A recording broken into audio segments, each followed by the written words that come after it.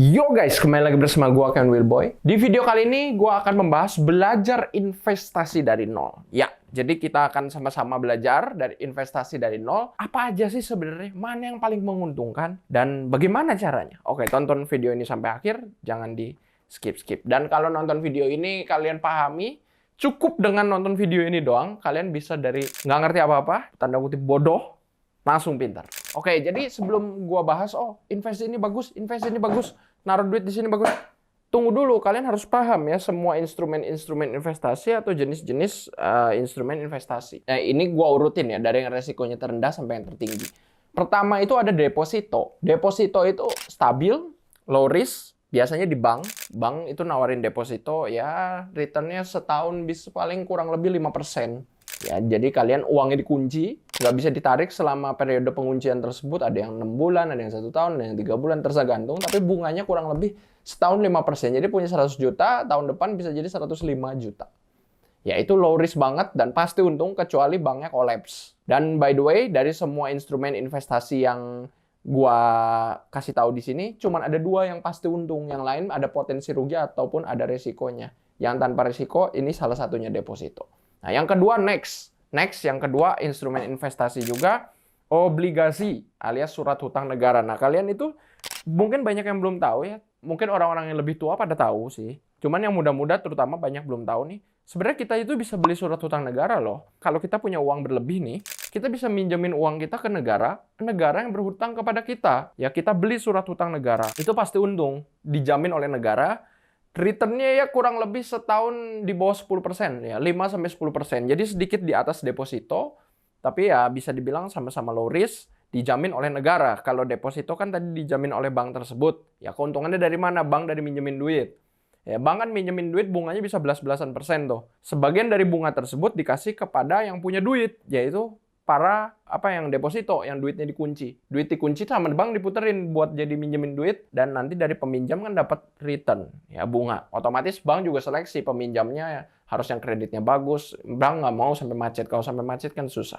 Nah, obligasi ini dijamin oleh negara. Ada kemungkinan gagal gimana? Sebenarnya nggak mungkin, kecuali negaranya tumbang, negaranya kolaps, pemerintahannya kolaps. Dan apakah pernah terjadi? Kita lihat aja dalam buku sejarah. Kalau kalian belajar sejarah, negara kan pernah perang, kita pernah dijajah, pergantian pemerintah. Nah, itu surat hutang kita bisa hangus. Ya, harus hati-hati. Nah, itu. Tapi kalau selama ekonominya stabil, negaranya tidak ada gejolak, harusnya aman. Kecuali kita tiba-tiba diserang sama negara lain. Di take over, dijajah ya, itu beda lagi ya, beda cerita. Tapi resikonya cuma di situ. Makanya ketika orang sedang ada gejolak perang nih, seperti di Rusia, Ukraina, di Timur Tengah kan sekarang ya saat gua ngerekam video ini, Timur Tengah kan ada tuh memanas tuh ya, Iran, Palestina, Israel. Nah, orang-orang di sekitaran sana, orang-orang kayanya pastinya nggak mau naruh dalam surat hutang negara tersebut karena takut negaranya tumbang. Biasanya larinya ke emas. Nah, makanya kita sekarang masuk ke instrumen investasi ketiga, emas. Kalian tahu emas? Biasa dipakai perhiasan, buat gaya-gaya juga, buat nabung juga. Nah ya betul, emas yang itu, yang kuning ya. Semua orang mungkin tahu lah emas ya. Emas itu sebuah instrumen investasi juga. Ada emas fisik, ada emas digital. Ya, jadi kita nggak bisa pegang, tapi itu instrumen investasi. Kita ngomongin ini emas spot ya. Spot tuh alias 1:1 tanpa leverage. Jadi kita punya modal 1 juta ya beli emasnya 1 juta. Kalau untuk harga saat ini kan 1 gram kurang lebih 1,5 juta. Rekamnya ini Agustus 2024. Ya udah, kita punya 1,5 juta kurang lebih beli 1 gram emas.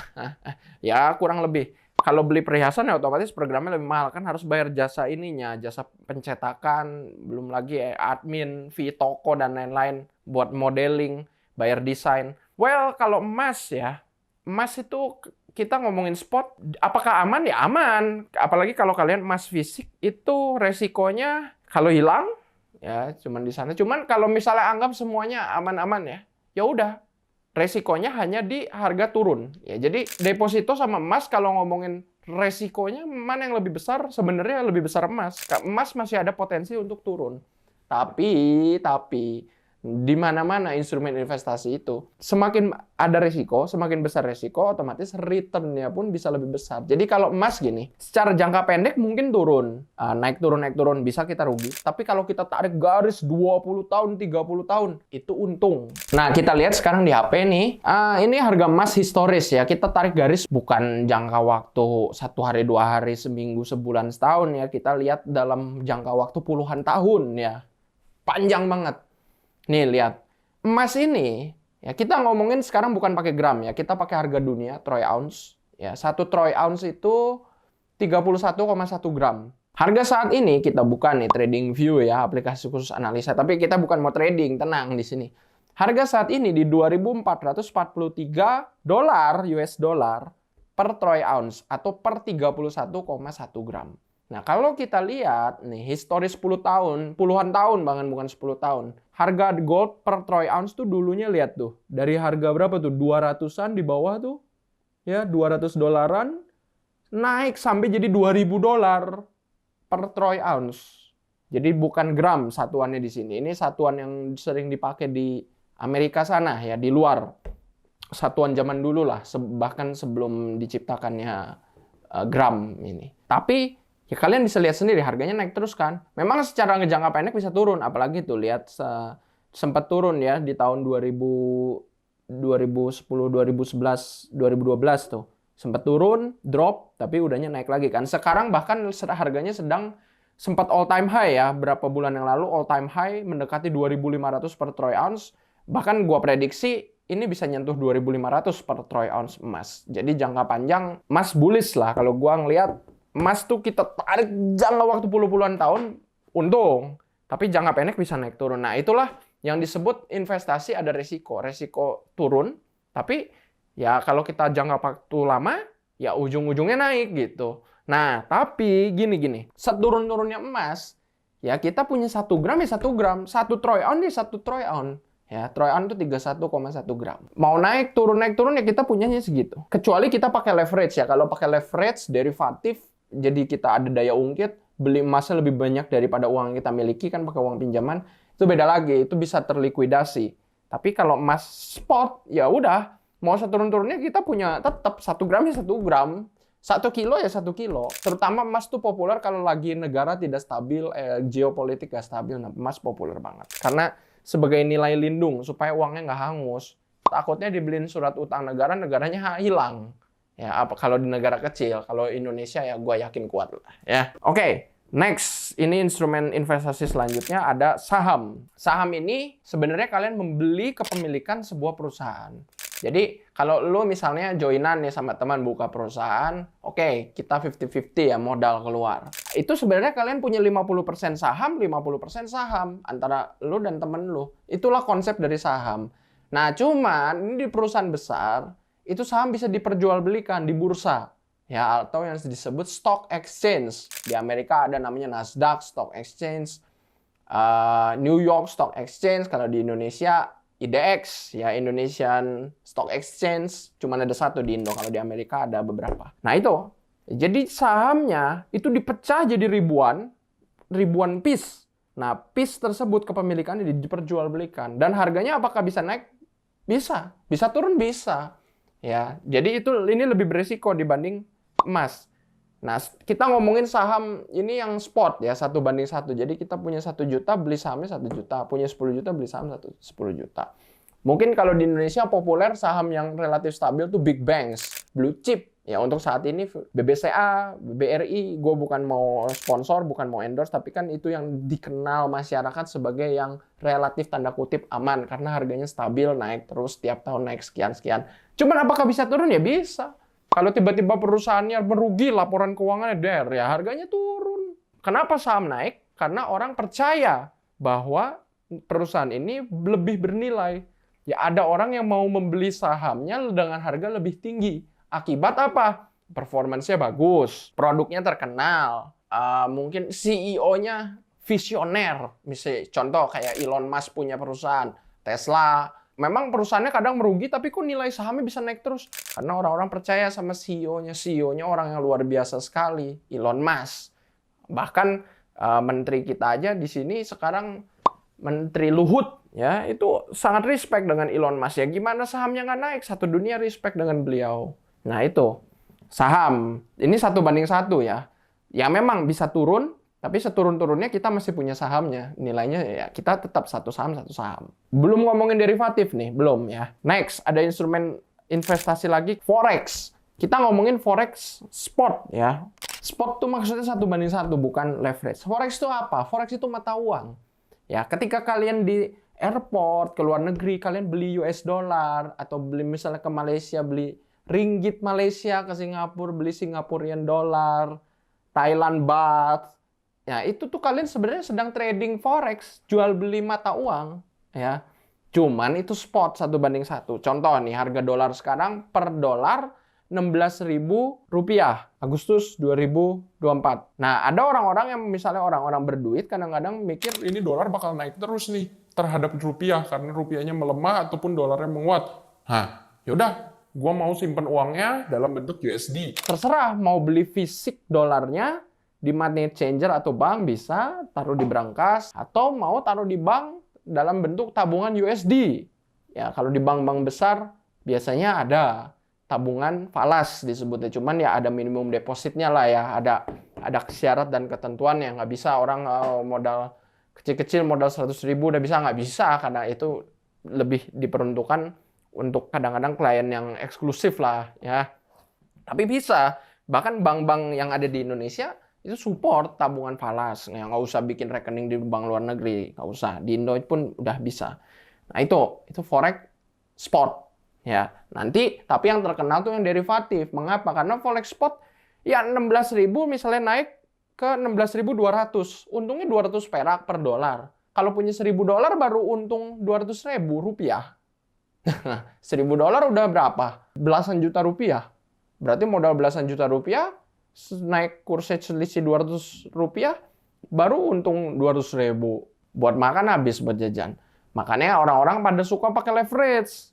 Otomatis kita bisa membeli lebih banyak dari yang kita punya. Cuman ya otomatis resikonya tambah tinggi. Kecuali kalau orang trading, bukan trading, beli mata uangnya spot ya, forexnya miliaran, biasa jarang, kadang-kadang ada yang juga yang nggak suka pakai leverage, tapi sekali beli 1 juta US. Nah, gue beberapa kali ketemu orangnya seperti itu. Dia trading forex, tapi tanpa leverage, langsung di bank. Dia beli aja kursnya, dia tabungin.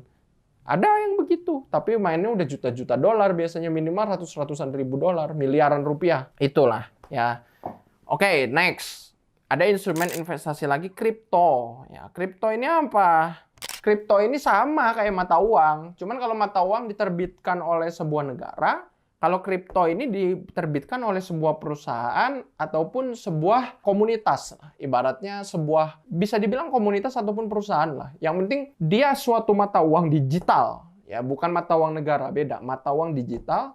Mengapa nilainya bisa naik, mengapa bisa turun? Ya sama, karena banyak orang yang percaya dan memakai, otomatis nilainya naik. Kalau banyak orang yang nggak percaya, banyak orang jual, nggak pengen pegang barangnya, ya harganya turun. Ya, kripto ini seperti Bitcoin lah, Ethereum, USDT, BNB, Solana, USDC. Nih, lihat ini di CoinMarketCap, website untuk tracking harga kripto. Ya ini, Dogecoin kayak, ya meme coin, Ton, ada lagi koin punya Telegram. Ya ini kripto, sama aja kayak mata uang. Ya dia harganya naik turun. Kripto bagaimana, Kak? Belakangan ini naiknya gila-gilaan ya per tahun. Bahkan kalau kita tarik 10 tahun terakhir, Bitcoin untung per tahunnya 150% tanpa harus diapa-apain. Dan itu spot, bukan pakai leverage, itu spot. Ya, jadi kita beli Bitcoin, average return 10 tahun terakhir 150%. Jadi kita punya 1 juta dalam 1 tahun, 1 jutanya jadi 2,5 juta. 2,5 juta jadi berapa? 6 juta lebih. Terus ngegulung terus compounding. Nah itu mengapa? Karena semakin banyak orang yang mengadopsi kripto. Ya semakin banyak orang mengadopsi kripto ya harganya tambah tinggi. Seperti itu. Ini belum ke leverage ya, belum ke futures. Next, instrumen investasi yang terakhir ini tapi paling high return, tapi paling high risk, yaitu pasar derivatif. Ya, alias sering yang disebut leverage trading. Nah, di pasar derivatif ini instrumennya ada banyak sebenarnya. Ada derivatifnya emas, derivatifnya forex, derivatifnya kripto, ataupun derivatif saham, ataupun indeks saham. Apa sih maksudnya dari instrumen derivatif ini tersebut? Instrumen derivatif ini sebenarnya sama aja. Ya, contoh kita di emas. Ya, kita jual beli emas, trading emas. ya. Ataupun mau disebut investasi sama aja. Invest sama trading sama, cuman beda durasi waktu. Invest jangka panjang, trading jangka pendek. Nah, cuman derivatif ini ada leverage. Leverage ini luar biasa. Jadi gini, modal 1 juta, kalau leverage-nya 1:100, kalian bisa beli senilai 100 juta aset tersebut. Contoh emas, berarti modal 1 juta belinya 100 juta. Kalau full margin ya 1 juta 1 jutanya all in dipakai semua. Apa yang terjadi? Kalau harga emas misalnya open posisinya buy, harga emas naik 1%, kita untungnya 100%, 1 juta kita jadi 2 juta. Tapi kalau harga emas turun, ini buy yang kita ngomongin open posisi buy ataupun long, harga emas turun 1%, kita ruginya 100%, kali 100 kan tadi 1:100. Berarti 1 juta kita jadi 0. Itu baru 1:100. Orang ketika melakukan leverage trading ataupun di pasar derivatif, kadang sampai ribuan leverage-nya. Anggap 1:1000. Harga emas naik 0,1%, kita untungnya 100%, kan dikali 1000. Tapi turun 1%, bukan 0,1%, kita ruginya 100%. Luar biasa. Itulah fungsi dari leverage. Dan dalam pasar derivatif ini kita bisa dua arah. Kok bisa? Karena kita bisa jual dulu, kemudian membeli. Pakai barang dari mana nih jual dulu, kemudian nanti dibeli di harga rendah? Barang dari broker. Nah, yang menyediakan leverage atau fasilitas leverage, fasilitas trading dua arah itu broker. Jadi broker itu siap minjemin uangnya dia untuk kita pakai trading, ibaratnya begitu ya. Tapi ada yang namanya likuidasi. Akun kita nggak bisa sampai minus ya, kecuali ada perjanjian khusus. Akun kita paling mentok itu saldonya sampai 0. Nah, kita lihat aja dulu ya, pindah ini ke salah satu broker. Gua nggak usah promosi ya. Gua nggak pernah namanya promosi broker, gua stay netral di sini, tujuannya edukasi. Cuman ini yang gua pakai ya nama brokernya FM. Ya sekedar itu aja, tapi cari tahu sendiri. Kalau mau tahu lebih lanjut ya cek di dalam Ken Wilboy FX di dalam komunitas kita, tapi ini bukan ajakan, bukan promosi ya. Cuman ini yang gua suka pakai aja, aplikasinya bagus soalnya, murah, aman, gua percaya lah. Nah, ini contoh nih, ada balance namanya ya di sini, balance. Balance ini nggak bisa sampai di bawah 0, kecuali ada perjanjian khusus. Ketika dia menyentuh 0 ataupun sebelum 0, dia auto cut, disebut dengan stop out atau yang sering disebut orang sebagai margin call, MC. Ya, ini kita bisa trading emas ataupun jual investasi emas. Kita juga bisa Bitcoin. Bitcoin ada ininya juga derivatifnya, leverage-nya. Nah, ini lihat derivatif. Klik I di atas kanan, bisa lihat leverage-nya berapa tuh. Wow, 1:300. Wow, luar biasa ini buat Bitcoin-nya tinggi. Nah, itulah. Ada di Forex juga di mata uang seperti Euro USD. Tapi ini pasarnya lagi tutup ya, karena gua rekam ini di hari Sabtu. Ya memang, emas, Forex itu tiap hari Sabtu Minggu libur. Itulah sistemnya bisa terlikuidasi. Ini high return sekali. Ya, luar biasa bisa ngembangin duit gila-gilaan. Nih contoh ya, ini salah satu akun gua aja. Kemarin gua trading saat news. Lihat, ini berhasil profit dari $1.000 jadi $11.000. Gila kan? Ya, returnnya 1000%. Hanya dalam 1 menit. Cus! Karena apa? Lihat nih di sini. Waktu news ataupun ketika negara Amerika Serikat mengeluarkan laporan keuangannya, ini news NFP ya. Kemarin terakhir, nih ya, gua scroll, gua kasih lihat candlestick-nya. Nah, ini waktu NFP keluar nih. Langsung meledak ke atas ya. Nah, gue udah entry buy duluan di sini. Modal gue 1.000 jadi 11.000. Langsung profit. 10 lipat. Ngeri kan? Nah, inilah dari leverage trading. Tapi itu berisiko tinggi. Bisa jadi modal gue langsung hangus semua juga kalau salah apa prediksinya ataupun analisanya. Nah, itu. Ya, jadi high risk, high return lah kalau trading derivatif ini atau investasi, tapi sering disebut trading ya. Karena kalau udah mainnya derivatif, kebanyakan orang jangka pendek. Makanya sering disebut trading. Jadi jangan bingung lagi kalau ada orang bilang trading emas, trading forex. Maksudnya tuh investasi emas, investasi forex, tapi derivatif, pakai leverage. Nah, itu maksudnya. Walaupun high risk, tapi kalau kalian belajar ilmunya, resiko itu bisa diturunkan kok. Jadi kita tetap mendapatkan benefit dari leverage. Tapi kita meminimalisir resiko dari namanya leverage trading. Ada, itu bisa dipelajari. Ya, mulai dari money manajemennya, strateginya, nah itu. Jadi mana yang bagus? Sebenarnya gini, mana yang bagus itu tergantung dari profil resiko masing-masing investor ataupun trader. Ada orang yang, aduh, gua maunya low risk lah, bener-bener jangka panjang. ya udah pilih lain instrumen investasi yang untuk jangka panjang. Ada gua yang spekulan, ya suka spekulasi. Oh, gua pengen untung banyak nih, ya. Pengen uang kecil jadi besar. Ya sudah, masuklah ke pasar derivatif yang paling beresiko. Tapi profitnya juga bisa gila-gilaan. Atau ada yang menengah. Ya udahlah, menengah. Nggak untung banyak, nggak untung dikit. Saham ataupun crypto spot. Bisa aja. Ya, ataupun masuk emas spot. Ya, bisa aja. Itu namanya profil risiko masing-masing. Nggak ada yang benar, nggak ada yang salah. Cuman, kalau gua pribadi, gua sukanya gini.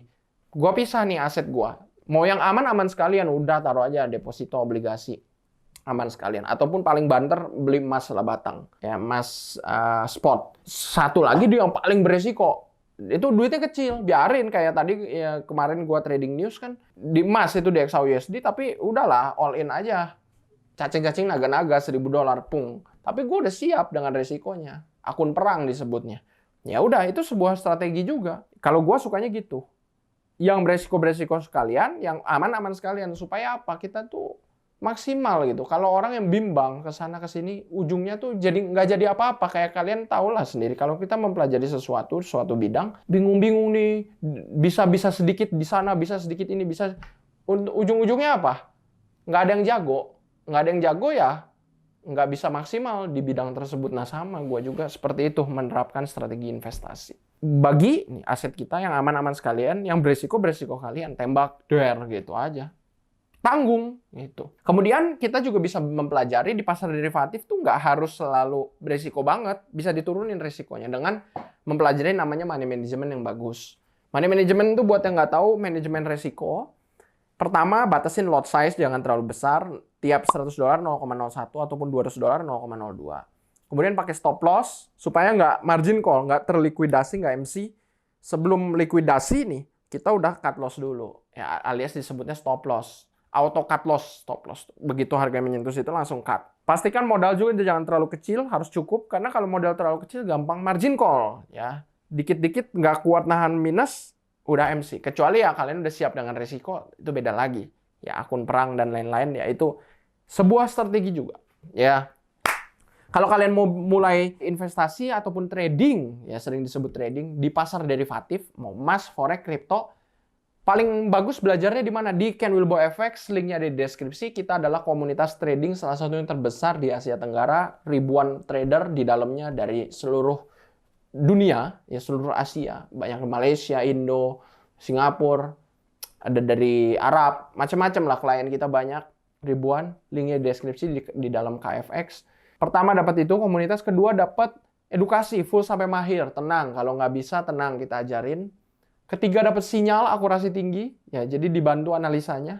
Keempat dapat indikator canggih-canggih luar biasa. Dan by the way sinyal dan indikator ini juga ada dua jenis, ada VIP dan VVIP. Bedanya apa? Kalau VIP fokus di scalping, trading jangka pendek. VVIP ini swing trading. Swing trading ini trading tapi mendekati investasi, ya trading jangka panjang. Satu posisi bisa berhari-hari. Beda dengan scalping, satu posisi cuma hitungan jam bahkan menit jangka pendek. Nah, bedanya di situ. Cocoknya kalau VVIP itu untuk orang yang fokus mau grow akun jangka panjang. Ya, jadi udah trading buat sampai berbulan-bulan, bahkan bertahun-tahun, gimana caranya akun kita grow. Kalau scalping, rata-rata jangka pendek. Orang hari ini pengen profit cepat, cukup banyak. Nah, itu scalping. Nah, bedanya di situ. Biasanya scalper modal kecil, swing trader itu yang modalnya lebih besar. Nah, itu. Dua-duanya gratis, tenang aja, tapi ada syarat dan ketentuannya ya. Masuk aja di websitenya, link di deskripsi. Terakhir kalian akan dapat yang namanya trading fee termurah di berbagai broker yang terregulasi. Trading fee itu apa? Spread dan commission. Kita pastikan kalian mendapatkan spread yang tertipis. Linknya di deskripsi, semuanya gratis, nggak usah bayar. Tapi nggak akan selamanya gratis. Nanti bisa jadi bayar, makanya sebelum jadi bayar, buruan, gabung dulu. Nanti mahal kalau udah bayar. Link di deskripsi. Jangan lupa untuk like, subscribe, dan klik lonceng. Thank you semua dan salam cuan.